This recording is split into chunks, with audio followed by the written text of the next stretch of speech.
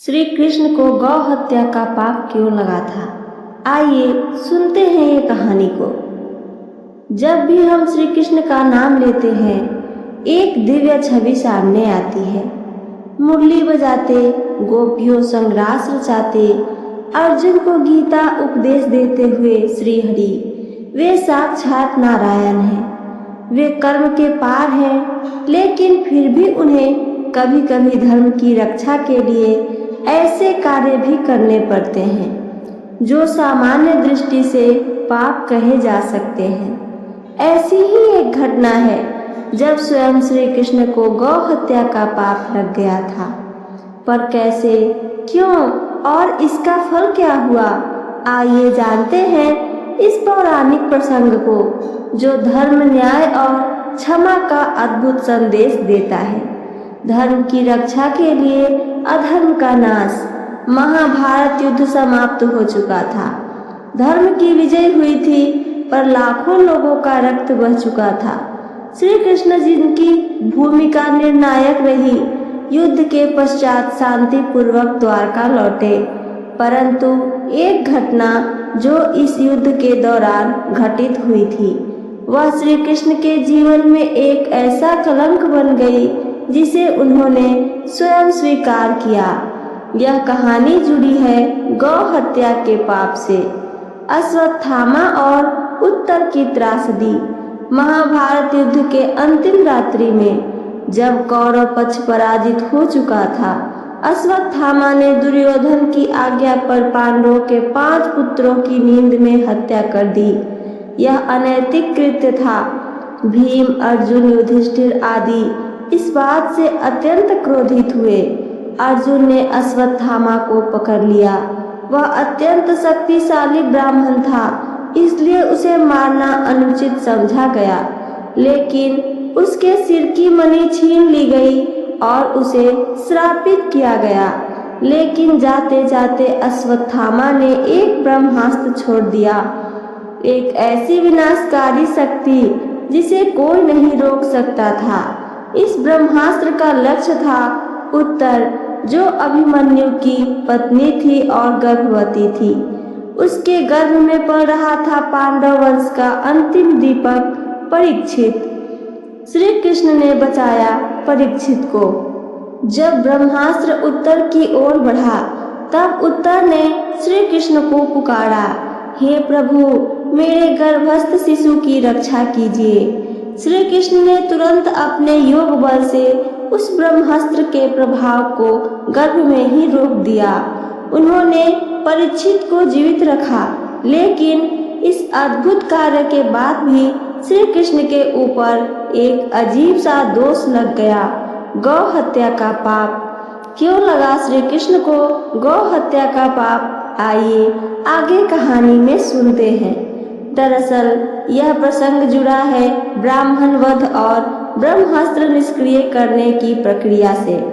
जब श्री कृष्ण ने अश्वत्थामा से उसकी मणि छीनी और उसे अपमानित करके निकाला, तब उन्होंने एक प्रकार से एक ब्राह्मण को श्रापित और अपमानित किया। ब्राह्मण को अपमानित करना धर्म के अनुसार गौ हत्या के समान पाप माना गया है। दूसरे, अश्वत्थामा के ब्रह्मास्त्र को निष्क्रिय करने के लिए जो ऊर्जा श्री कृष्ण ने प्रयोग की, उसमें गायों का प्रतीकात्मक बलिदान हुआ, क्योंकि ब्रह्मास्त्रों में देवताओं के प्रतीक समाहित होते हैं। एक मान्यता है कि ब्रह्मास्त्र में गौ शक्ति यानी गायों की दिव्य ऊर्जा होती है। इस प्रक्रिया के बाद ब्रह्मर्षि विश्वामित्र और अन्य ऋषियों ने श्री कृष्ण से कहा, हे वासुदेव, आपने एक ब्राह्मण को अपमानित किया और दिव्य शक्ति का अपमान हुआ। आपको गौ हत्या के तुल्य दोष लग चुका है। श्री कृष्ण ने दोष को स्वीकार किया। यहाँ श्री कृष्ण ने उत्तर नहीं दिया, बहस नहीं की। उन्होंने बस कहा, यदि मेरी लीलाएं लोक कल्याण के लिए हैं, तो मुझे तो दोष स्वीकार है। अगर इससे पापियों का नाश और धर्म की रक्षा होती है, तो मैं वह पाप भी सह लूंगा। उन्होंने इस दोष को स्वीकार कर लिया। इस घटना ने मानवता को एक गहरा संदेश दिया।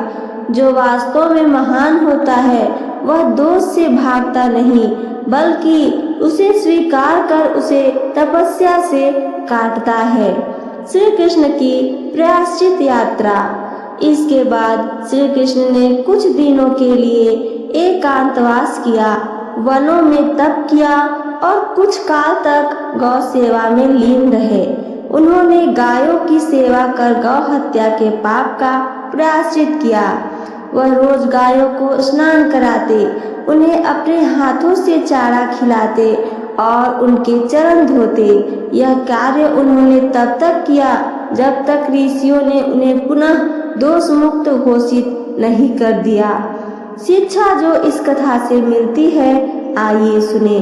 पहला, धर्म की रक्षा में अधर्म का नाश अनिवार्य है, परंतु यदि उस प्रक्रिया में कोई दोष आ जाए तो उसे भी स्वीकार करके उसका प्रायश्चित करना चाहिए।